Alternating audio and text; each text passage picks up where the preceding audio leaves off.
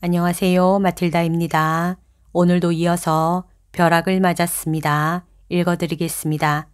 지금부터 시작합니다. 주님의 최종 질문과 질타. 최종적으로 주님께서 제게 물으셨습니다. 너는 나에게 어떤 영적 보물들을 가지고 왔니? 저는 곰곰이 생각했습니다. 영적 보물들이라니 무슨 의미일까? 그때 저는 그분 앞에 빈손으로 서 있었으며 제 손에는 아무것도 없었고 제 어깨에도 아무것도 걸친 게 없었습니다. 그 순간 주님께서 말씀하셨습니다.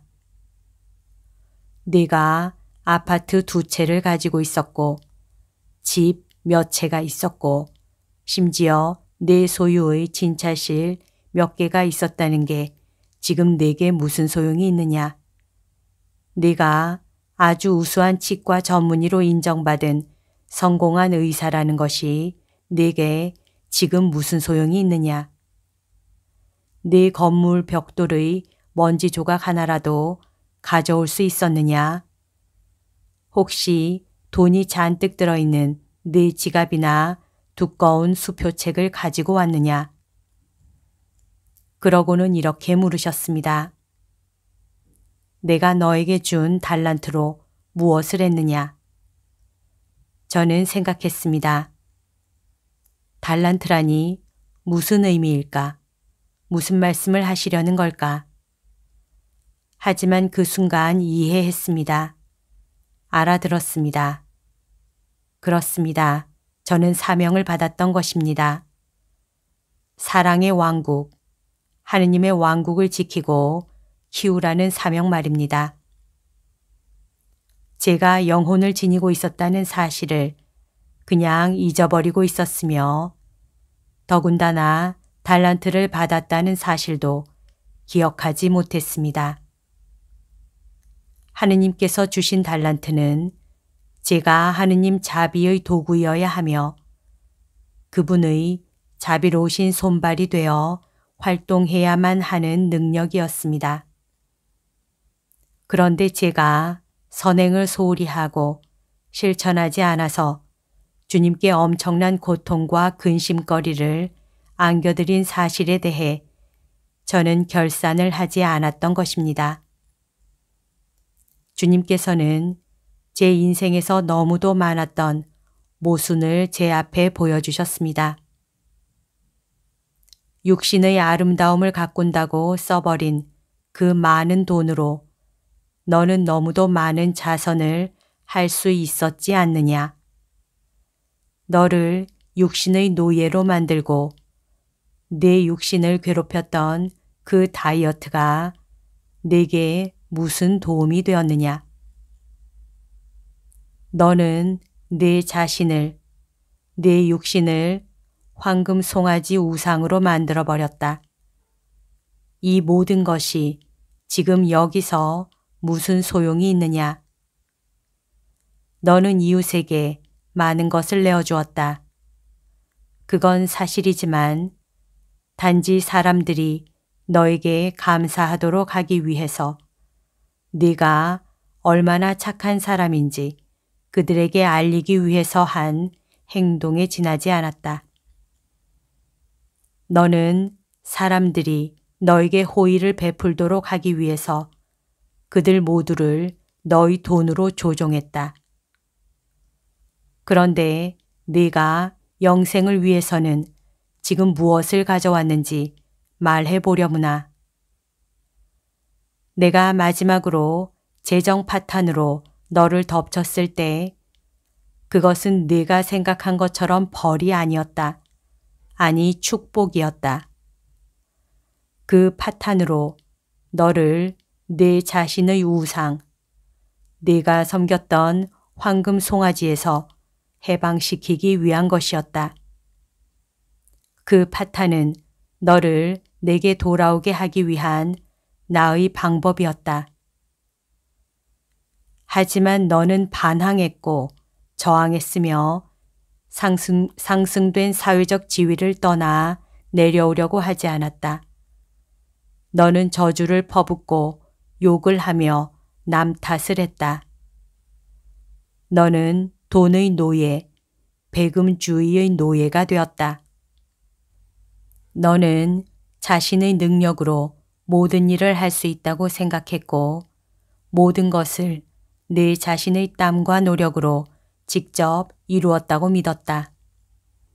너는 무슨 일이든 다른 사람보다 더 잘할 수 있다고 생각했었지. 하지만 아니다.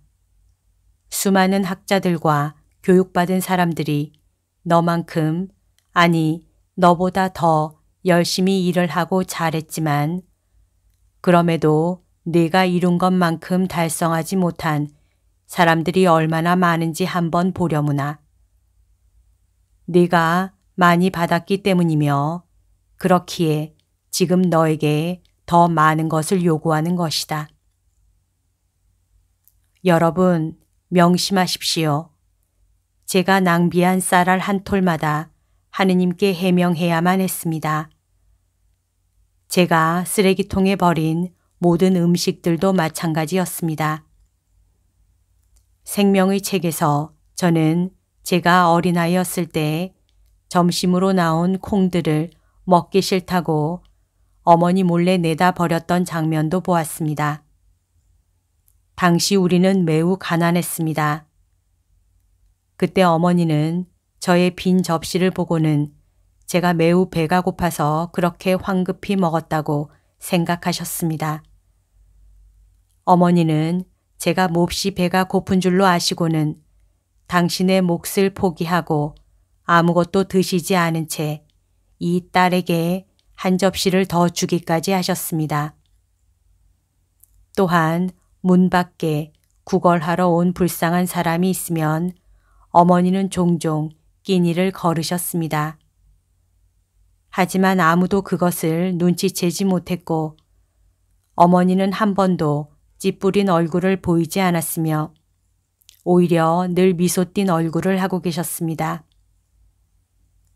후일 제가 많은 돈을 벌었을 때 얼마나 많은 파티를 열어서 사람들을 초대했고 성대한 뷔페를 제공했는지 주님께서 당사자인 제게 보여주셨습니다.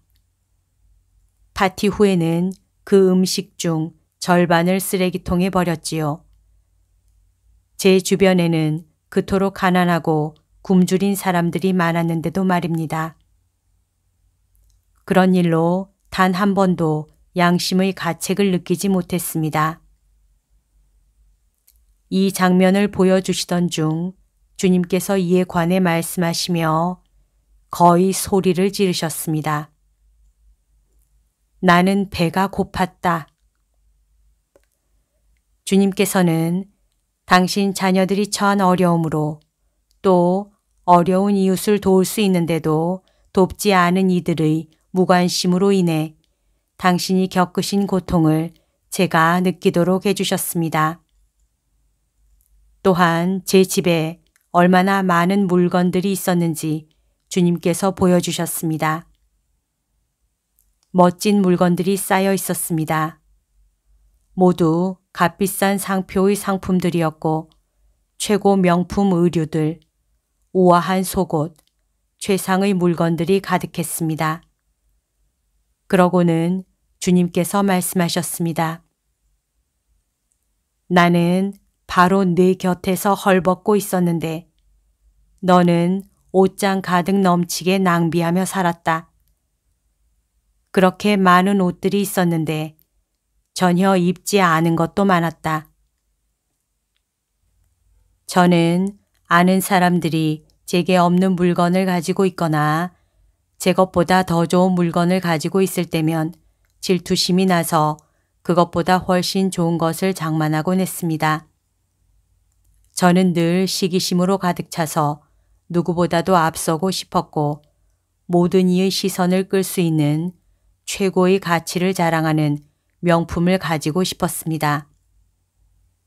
남의 떡이 더 커 보인다라는 말처럼 비교는 시기를 낳습니다.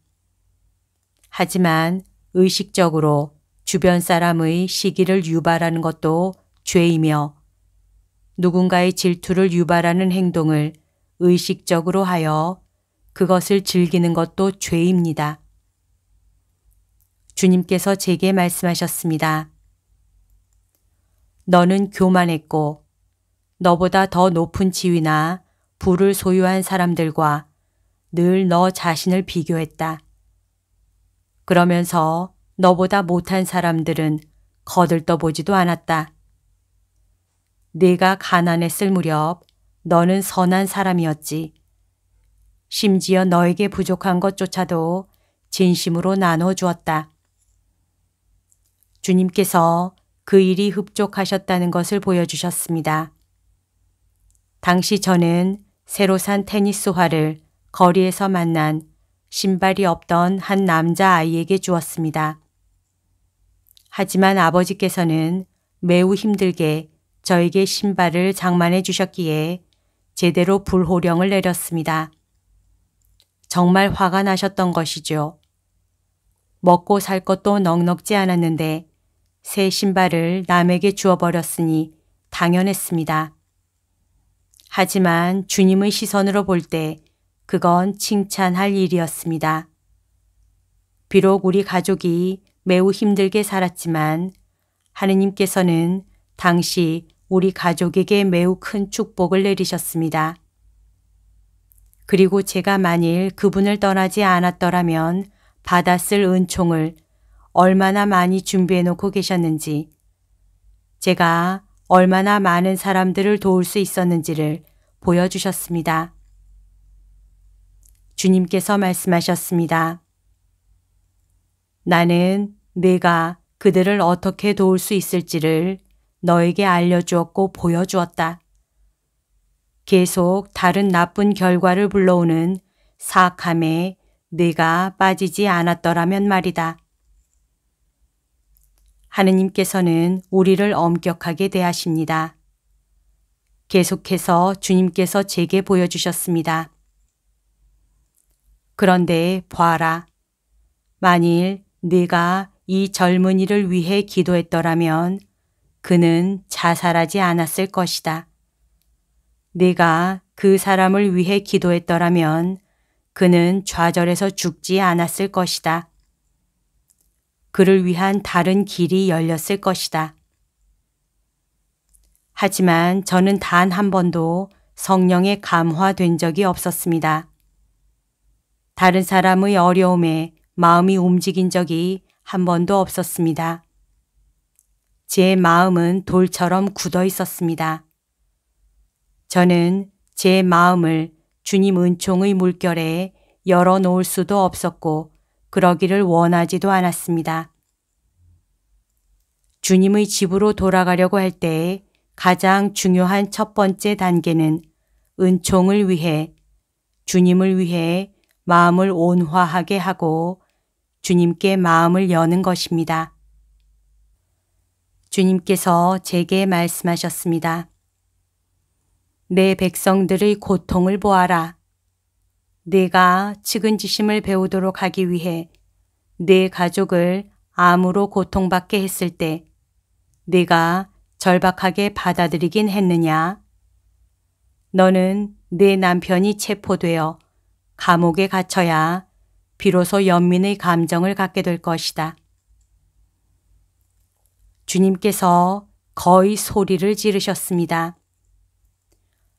너는 돌처럼 굳은 사람이어서 사랑할 능력이 없었다. 제가 얼마나 변변치 못한 딸이었는지 이미 말씀드렸듯이 저는 부모님께 매우 비열하고 불경한 사람이었습니다. 저는 아버지를 부싯돌 페드로라고 불렀는데 아버지가 아직 석기 시대에 살고 있다는 의미였습니다. TV 만화 시리즈인 프린트스톤에서 따온 것입니다. 그리고 어머니를 세련되지 못하고 유행에 뒤처진 구닥다리 사람이며 별천지에서 온 사람으로 비유했습니다. 그렇습니다. 어머니가 세련된 계층에 속한 사람이 아니라는 이유로 어머니를 부끄러워하며 욕하는 지경까지 갔습니다. 여러분께 말씀드린 것처럼 어머니는 당신의 딸인 저를 위해 열렬하게 기도하셨고 저를 보살피려 노력하셨는데 말입니다. 하지만 어머니 덕택에 제가 얼마나 많은 은총을 받았는지 상상할 수 없을 정도입니다. 저뿐만 아니라 세상 전체가 말입니다. 어머니는 성당에 가서 당신의 고통을 예수님께 온전히 바쳤습니다. 어머니는 진정 마음을 다한 신앙생활을 하셨습니다. 어머니는 모든 성인들께 기도하면서 많은 시간을 보내셨습니다. 그리하여 어머니는 수없이 많은 은총의 중개자가 되셨습니다. 주님께서 제게 말씀하셨습니다. 너희 어머니가 너를 사랑한 만큼 너를 사랑한 사람은 없으며 내 어머니처럼 너를 사랑할 사람도 없다. 내 어머니처럼 너에게 그토록 관심을 두고 너를 사랑한 사람은 결코 없을 것이다. 오늘 들려드릴 내용은 여기까지입니다. 오늘도 하느님의 뜻 안에서 서로 사랑하는 하루 보냅시다. 사랑합니다. 축복합니다.